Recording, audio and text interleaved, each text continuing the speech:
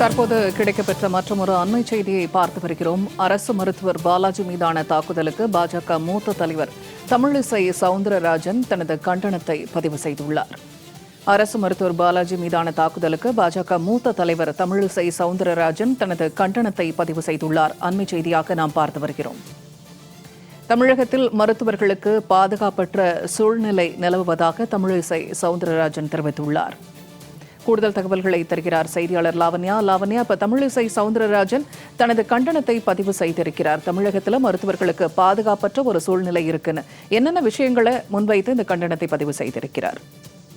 வணக்கம் பூர்ணிமா. கிண்டி பல்நோக்கு மருத்துவமனையில் புற்றுநோய் தலைமை மருத்துவராக இருக்கக்கூடிய பாலாஜி காலையில் ஒருவரினால் தாக்கப்பட்டிருக்கிறார். மிகுந்த கவலைக்கிடமான ஒரு சூழ்நிலையில் இருக்கக்கூடிய அவரினுடைய உடல்நிலையை கருத்தில் கொண்டு பாஜகவினுடைய மூத்த தலைவர் தமிழிசை சவுந்தரராஜன் ஒரு அறிக்கையை வெளியிட்டிருக்கிறார். அதாவது அந்த அறிக்கை மிகவும் ஒரு கண்டன அறிக்கையாகத்தான் வெளியாகி இருக்கிறது. ஏனென்று கேட்டால், ஒரு மருத்துவரை மருத்துவமனைக்குள்ளே சென்று கத்தியால் குத்துவது என்பது ஒரு சாதாரண விஷயம் இல்லை எனவும், தமிழகத்தை பொறுத்தவரை அரசு மருத்துவமனையில் மருத்துவர்களுக்கு பாதுகாப்பற்ற சூழ்நிலை தான் நிலவுகிறது என்பதனை இது காட்டுகிறது. மருத்துவர்கள் அனைத்து நோயாளிகளையும் பாகுபாடற்ற மனநிலையிலேயே சிகிச்சை அளிக்கிறார்கள். நோயாளியின் உறவினர்கள் தங்கள் உறவினர்கள் நோயோடு போராடுகிறவர்கள் என்ற வேதனை அவர்களுக்கு இருக்கலாம். ஆனால் அது மருத்துவர்களை தாக்கும் அளவிற்கு நிலைமை மோசமாக இருக்கக்கூடாது.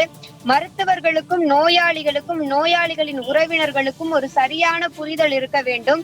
ஆனால் மருத்துவர்களுக்கு பாதுகாப்பற்ற தன்மை நிலவுகிறது என்பதனை ஒரு வேதனையோடு பதிவு செய்திருக்கிறார். மேலும் இது போன்ற ஒரு நிலைமை தொடர்ந்து இருக்கிறது என்று சொன்னால் அது தமிழகத்திற்கு ஒரு ஆரோக்கியமான ஒரு சூழ்நிலையாக இருக்காது எனவும், மேலும் அவர் ஒரு பூரண குணமடைந்து பாலாஜி என்ற மருத்துவர் வீடு திரும்ப வேண்டும் என்று பிரார்த்திப்பதாகவும் அந்த அறிக்கையிலே அவர் கூறியிருக்கிறார். பல்வேறு அரசியல் கட்சி தலைவர்களும் காலையில் பாலாஜி என்ற மருத்துவருக்கு ஏற்பட்ட இந்த ஒரு நிலையை கண்டித்து பல்வேறு கண்டன அறிக்கைகளை வெளியிட்டு வருகிறார்கள். தற்பொழுது பாமகவினுடைய முக்கிய தலைவர் அன்புமணி ராமதாசும் அதற்கு கண்டனங்களை தெரிவித்து ஒரு அறிக்கையை வெளியிட்டிருக்கிறார். மருத்துவர் சங்கத்தை சேர்ந்தவர்களும் ஒரு வேலை நிறுத்த போராட்டத்தில் ஈடுபட போவதாகவும் தங்களுடைய கண்டனத்தை பதிவு செய்திருக்கிறார்கள். இது அனைத்து தரப்பையுமே ஒரு அச்சுறுத்தலுக்கு ஆளாக்கி உள்ளது என்றே கூறலாம்.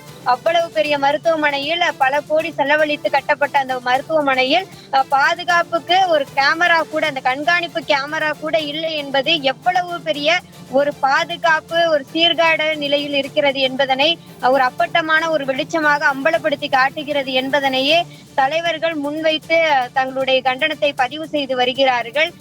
மருத்துவர்கள் என்பவர்கள் நோயாளிகளுக்கு ஒரு உயிரை காக்கக்கூடிய கடவுளினுடைய நிலையிலே இருக்கக்கூடிய அவர்களை இப்படி அவர்களுடைய பாதுகாப்பிற்கு, அவர்களுடைய உயிருக்கே அச்சுறுத்தல் தரக்கூடிய நிகழ்வுகள் எல்லாம் இந்த திமுக ஆட்சியில் மட்டும்தான் நடைபெற்று கொண்டு இருக்கிறது.